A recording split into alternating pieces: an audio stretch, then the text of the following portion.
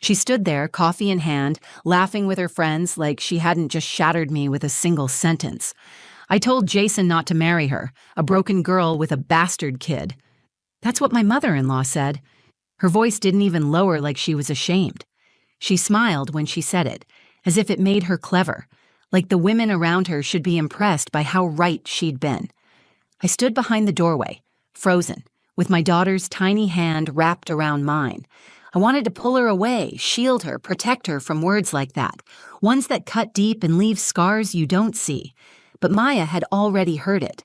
I felt her grip tighten, not from fear, but from something sharper, anger. I thought I could just walk away, pretend it didn't happen. I'd done that for years, swallowed the disrespect, the silence, the looks passed like judgment across the table during family dinners.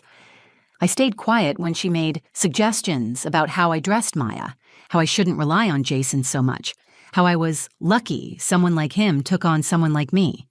Lucky. But today something changed. I turned to leave, holding Maya close, trying to walk fast enough so the tears wouldn't fall before we got to the car. But Maya tugged my arm and stopped. "Wait, Mom," she said. Her voice was steady, not loud, just sure. She reached into her pocket and pulled out something I hadn't seen her take, Jason's old phone, the one I kept in my nightstand, the one I hadn't touched in almost a year. My stomach dropped. "Maya," I said, "what are you doing?" She looked up at me, and there was something in her eyes I'd never seen before. Not just sadness, not confusion. She looked like she was protecting me, like somehow she knew what to do when I didn't. "She needs to hear this," she said. "Daddy made it for her." I didn't even know what she meant. Then I remembered the video. Months before Jason died, before his last surgery, he'd recorded something, a message. He told me once, jokingly, "Just in case I don't make it, this'll be my mic drop moment." I thought it was sweet, nothing more. I never showed it to anyone. But Maya had found it. Before I could stop her, she stepped forward into the room, her tiny frame standing in the middle of a half circle of polished women and pastel blazers. "Grandma," she said, loud enough for every woman in the room to hear. "Dad left this message for you, to remind you who we are." She held up the phone, screen glowing, thumb hovering over the play button. The entire room went quiet. You could feel it, like something had cracked open and no one knew what would come out of it. Elaine's face dropped. Her mouth opened slightly like she was about to scold Maya for interrupting her brunch, but then she saw the screen. She saw Jason's face on the video thumbnail, and she went pale before a single word played. The room stood still. I didn't move. I didn't speak. For the first time in years, I didn't have to defend myself. Jason was going to do it for me. Before Jason, it was just me and Maya. I was 22 when I had her. I'd escaped a relationship that had broken more than just my spirit. He left bruises on my arms and lies in my head, things like, "No one will ever love you and you're nothing without me." I believed him for a while. I believed him all the way into motherhood, holding a newborn in a hospital bed alone, afraid, and already apologizing to my daughter for the life I was about to give her. But Maya didn't make me weaker. She forced me to fight. I went back to school while waitressing nights. Eventually, I landed a job as an ER nurse. I'd work double shifts, come home and help her with her homework, heat up whatever leftovers I had energy to throw together. We shared a one-bedroom apartment, some thrift store furniture, and a tiny balcony where we'd sit at night and make up stories about the people in the buildings across the street. Maya never asked where her dad was. I think, even as a toddler, she understood he wasn't someone worth wondering about. Instead, she looked at me like I was the whole world. That look terrified me, because I didn't feel like the world. I felt like a woman barely holding it together with caffeine, hope, and dollar store mascara. Then came Jason. He walked into my life during a graveyard shift. He was visiting a friend who'd been in a car accident. He sat in the waiting room for 6 hours without complaining once, offering coffee to strangers, cracking gentle jokes that somehow didn't feel forced.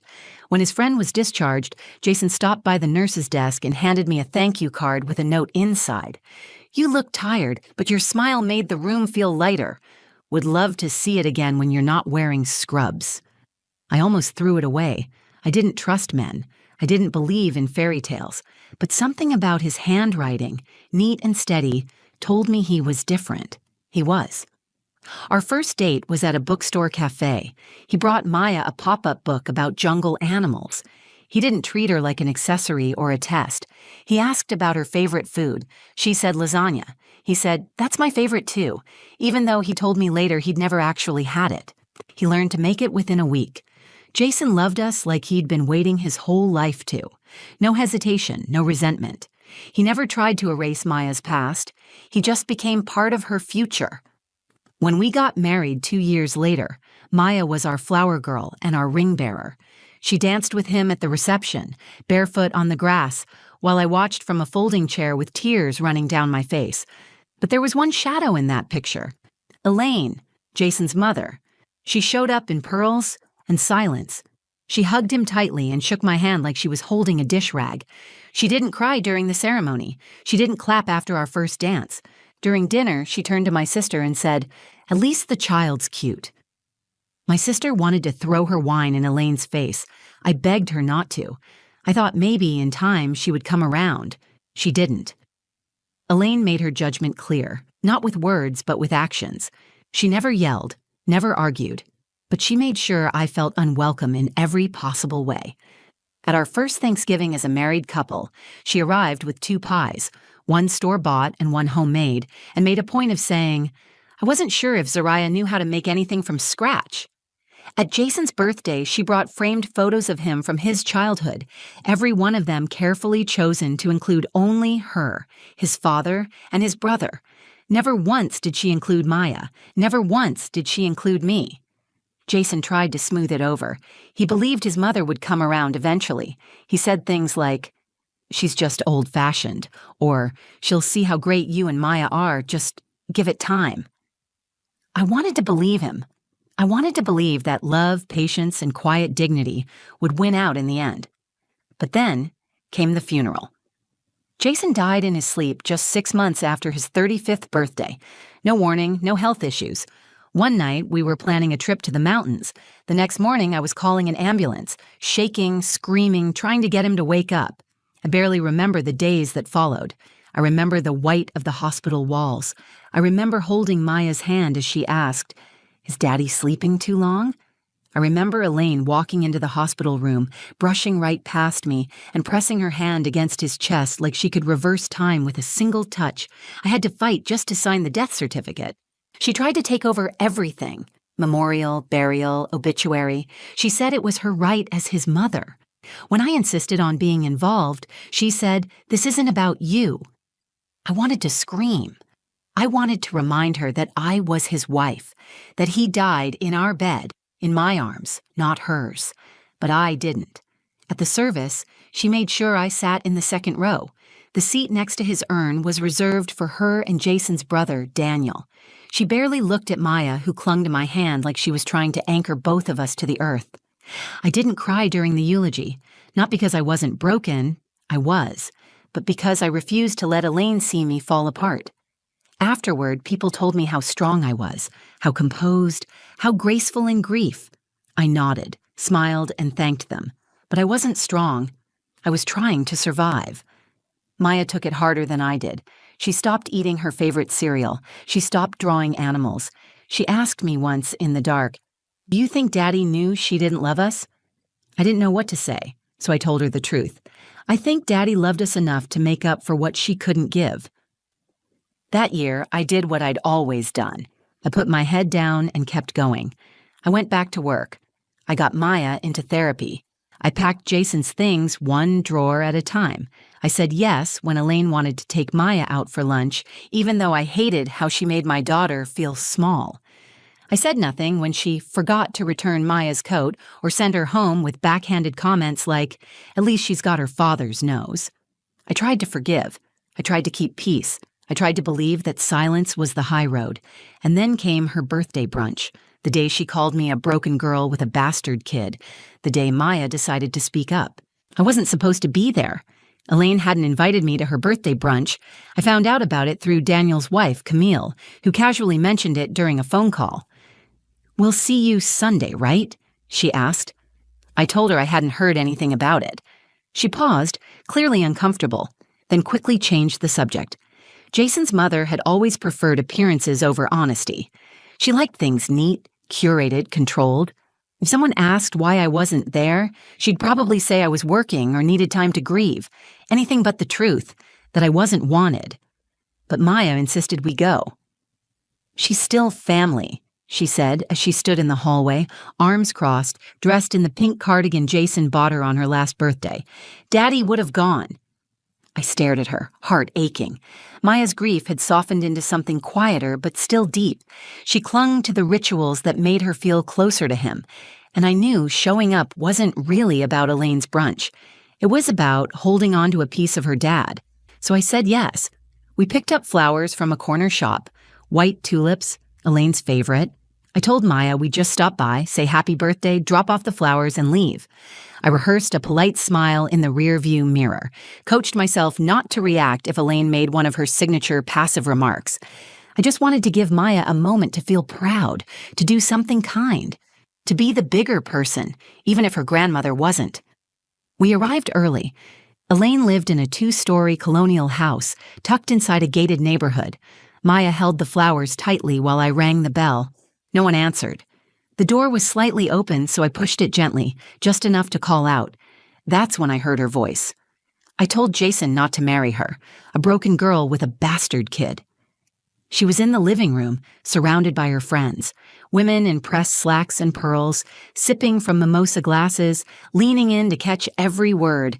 They laughed softly, the kind of laugh people use when they agree but want to look innocent. "I tried to warn him," Elaine continued. "She saw a good man and latched on, trapped him with that little girl, but boys never listen." I didn't move. I couldn't. The words felt like a punch to the stomach. I stood just inside the doorway, Maya beside me, her hand still holding the tulips. She wasn't gripping them anymore. They were starting to slide from her fingers. She turned to me slowly, her eyes wide. "Did she mean me?" she whispered. I didn't answer. I couldn't. My mouth was dry, my hands were shaking. I wanted to scoop Maya up and run, to protect her from every syllable that had just sliced through the air like a knife. Elaine hadn't seen us yet. She kept talking. "She doesn't belong in this family. I thought once Jason was gone, things would settle. But she's still clinging on, like she thinks she has a place here." The air was heavy. My legs wouldn't move. My face felt hot, but I wasn't crying. Not yet. I looked at Maya, expecting her to be confused or scared, but she wasn't. Her expression had changed. She looked steady. She stepped forward into the room before I could stop her. The tulips hit the floor. Elaine froze. Her friends turned. One of them gasped softly. Elaine's smile dropped like a mask sliding off. Maya stood in the center of the room, her chin lifted. She wasn't shouting. She didn't need to. "Grandma," she said, "we came to say happy birthday." Elaine opened her mouth, but nothing came out. Maya continued, "Daddy said we're always supposed to tell the truth, even if it makes people uncomfortable." The room was silent. I walked in slowly and stood beside her. I wanted to say something, anything, to pull the weight off her shoulders, but she beat me to it. "I heard what you said," she told Elaine, "and I don't think Daddy would be proud of you right now."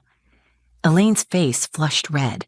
One of the women shifted in her seat, suddenly focused on her glass. I took Maya's hand and we turned to leave. Elaine didn't say a word. That moment was when the shift began. Not in Elaine, but in Maya, in me. For the first time, I saw my daughter not as someone I had to shield, but as someone already carrying strength I hadn't taught her. It lived in her. It was Jason's. It was mine. And it was enough. I didn't sleep that night. After we left Elaine's house, Maya barely said a word. In the car, she stared out the window, her hands folded in her lap. I asked if she was okay. She nodded once. That was all. I could tell she was thinking, but she wasn't ready to speak. I didn't press her. When we got home, I ran a bath for her, helped her into her pajamas, and tucked her into bed. I kissed her forehead and whispered, "I'm proud of you."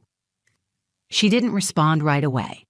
Then, softly, she said, "Daddy wouldn't have let her talk like that." I sat on the edge of her bed and rubbed her back. "No," I said, "he wouldn't." That night, after she fell asleep, I sat on the couch with Jason's old phone in my lap. It was an old model, scuffed on the edges. He used to joke that he'd never upgrade because this one has all my secrets. I hadn't turned it on since the funeral. When the screen lit up, I expected it to hit me like a wave. But it didn't. It felt like coming home to something familiar. His background photo was still the same, me, Maya, and Jason at the lake. He had his arms around us, all three of us grinning like the world made sense. I started scrolling, photos, voicemails, notes. Then I found it, a video. It was saved under the title Just in Case. I remembered him recording it. He had a surgery scheduled, routine, outpatient. But he had this habit of preparing for the worst. He said, "If anything happens, I want to make sure you and Maya know exactly how I felt. No guessing, no silence." I had never watched it. For a long moment, I sat there, thumb hovering over the play button. Then I closed the phone and set it down. It didn't feel like the right time. The next morning, Maya was already dressed when I woke up. She was sitting at the kitchen table, quietly eating cereal. Jason's phone was next to her bowl. I froze. "You opened it?" I asked. She looked up at me. "I didn't watch it," she said. "I saw the file and I knew it was for her." "For Grandma?" "For everyone," she replied. I sat across from her. I was tired. Not just physically, but deep in my bones. Tired of pretending. Tired of swallowing what I should say, because I was afraid of being labeled difficult, dramatic, or bitter. Tired of defending my family's right to exist. Maya pushed the phone toward me. "We should show her," she said. "You always say, Daddy's words matter." I took a breath. My first instinct was to say no, that it wouldn't change anything, that Elaine wouldn't care. But the truth was, I cared. I wanted her to hear Jason's voice. I wanted her to see what love looked like when it wasn't wrapped in conditions or expectations. I called Elaine. When she picked up, her voice was tight. "I wasn't expecting to hear from you," she said. "We need to come by," I told her. "Maya has something to give you." She paused. I could hear her take in a sharp breath. "Is this about yesterday?" "It's about Jason." Another pause. Then, reluctantly, "Fine. Come this afternoon." We arrived just after lunch. Elaine opened the door, already defensive. Her makeup was perfect, her blouse crisp, but there was a stiffness in her body that gave her away. She didn't look me in the eye. "Come in," she said flatly. We walked to the living room. Maya clutched the phone in her hand, her knuckles pale. She stepped forward without waiting for me. "Grandma," she said, standing in the middle of the rug, "Daddy left you a message. We think it's time you heard it." Elaine frowned. "What kind of message?" "Just watch," Maya said. She handed her the phone and tapped the screen. Jason's face appeared instantly, alive, smiling. His voice, clear and steady, filled the room. Elaine's face changed before he even spoke. Her eyes widened, her body stiffened. She sat down without meaning to, like her knees gave out beneath her. Jason looked straight into the camera. "If you're watching this, Mom..." Her mouth opened slightly, but no sound came out. I stood behind Maya, watching her stand strong and still, not with anger, but with clarity. Jason was about to speak the words I had held in my heart for years, and Elaine was going to have to listen.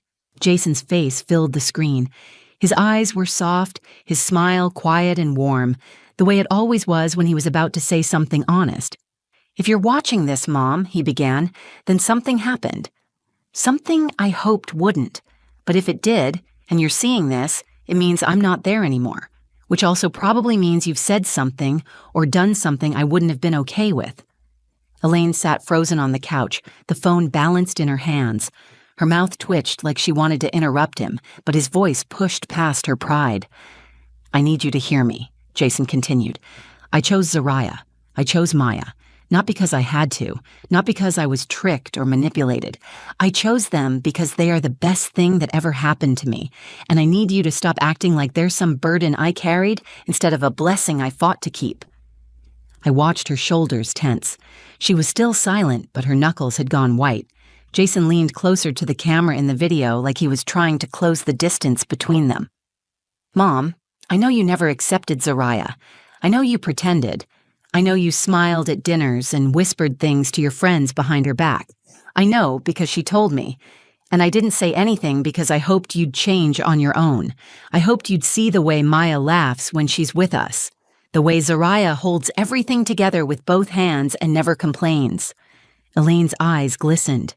"You missed it," he said. "You missed the real stuff. You missed birthdays and bedtime stories. You missed Maya's first piano recital. You missed watching me become the man I always wanted to be. And you missed it because of pride. Because Zariah didn't fit the picture you painted in your head." Jason paused, then added, "But I saw her. And I saw Maya. And what I saw was home." Tears began to fall down Maya's cheeks. She didn't wipe them away. She stood tall, eyes locked on her grandmother, unflinching. Jason's voice softened. "I'm not angry. I just want you to know the truth. If you can't love them, then I don't want you near them. Because I won't be around to protect them anymore. But I hope you can. I hope you listen. I hope you remember that I was a better man because of them. Not in spite of them." Elaine slowly set the phone down. Her lips were trembling, her eyes were glassy, but she wasn't crying, not yet. She looked at me, then at Maya, like she was seeing us for the first time, not as intruders, not as reminders of a decision she never approved of, but as the people Jason loved more than anything. The silence in the room was thick. Finally she spoke. "I didn't know he felt that way," she whispered. I stepped forward. My voice was calm, but firm. "He told you, Elaine, you just didn't want to hear it." Maya took a step toward her. "Daddy said love isn't a secret, it's something you show." Elaine lowered her eyes. She looked older in that moment, smaller. "I made mistakes," she said, "but I never meant to hurt him." "You didn't just hurt him," I replied. "You hurt us." She nodded slowly, then she looked at Maya. "I don't know what to say." Maya's voice was quiet. "You don't have to say anything. You just have to stop pretending we're not family."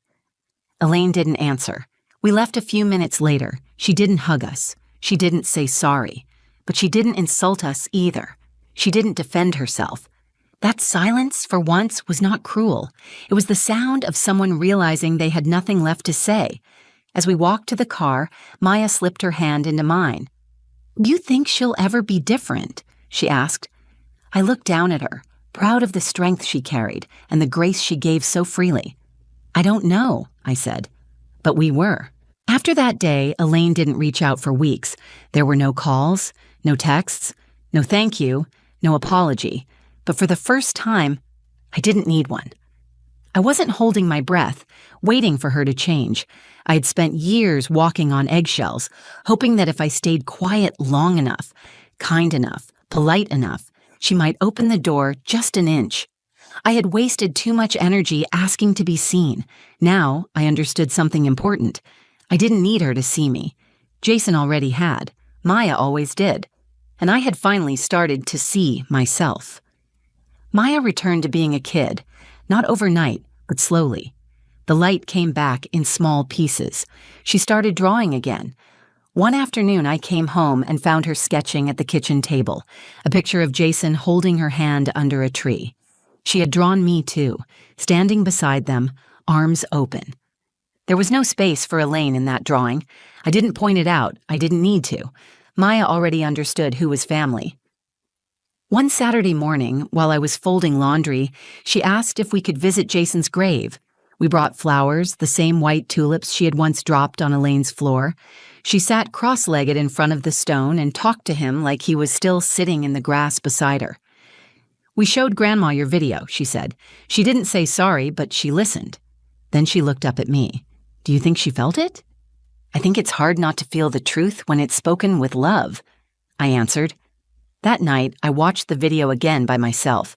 I had only seen it once, the day Maya showed it to Elaine. This time, I wasn't afraid. I didn't cry, I didn't flinch. I listened to every word and felt them settle in places I had kept guarded for too long. Jason didn't just love me. He believed in me, in us.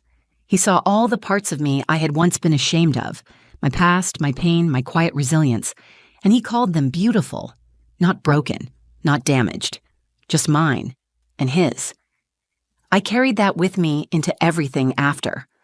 I stopped dimming myself to make others comfortable. I said no when I needed to. I let Maya see that strength isn't about being loud. It's about knowing when silence is no longer the answer.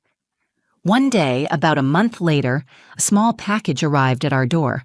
There was no note, just a return address in Elaine's handwriting. Inside was a photo. It was one I had never seen before. Jason holding Maya on his shoulders, laughing as she reached up for something in the trees. I was in the background, blurry, but smiling. It was the kind of photo you don't pose for. The kind someone takes when they're watching quietly, trying to understand something they never bothered to look at before. There was no message, no apology, but it was something. Not forgiveness, not healing, but maybe a beginning. I placed the photo on our mantel. Maya noticed it right away. "She sent that?" she asked. "Yes. Does it mean she's sorry?" "I don't know, but it means she's trying. A little." Maya studied the photo for a while, then shrugged. "I like our version of the story better anyway." I smiled. So did I, because in our version, love wasn't earned through approval or appearances.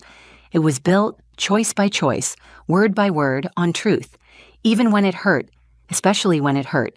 In our version, strength didn't come from shouting. It came from knowing who we were and standing in that, even when someone tried to shrink it. In our version, a daughter spoke up for her mother. A mother stood still so her daughter could shine, and a husband, even in death, found a way to speak the words we needed to hear. He reminded us, we weren't a broken girl and a bastard kid. We were a family, and no one could take that away from us. If this story made you feel something, if you saw yourself in it or someone you love, don't let it end here. Like the video, if it spoke to you, share it with someone who needs to be reminded that silence isn't weakness, and that love, real love, leaves no one behind. Comment below if you've ever had to stand your ground against judgment or protect the people you love with nothing but the truth. I read every single one, and your story matters too. And subscribe to the channel for more real stories that go deeper than drama. Stories about family, healing, and the strength we find when we stop waiting to be accepted and start choosing ourselves. Thanks for watching. We are not what others call us. We are what we choose to rise from.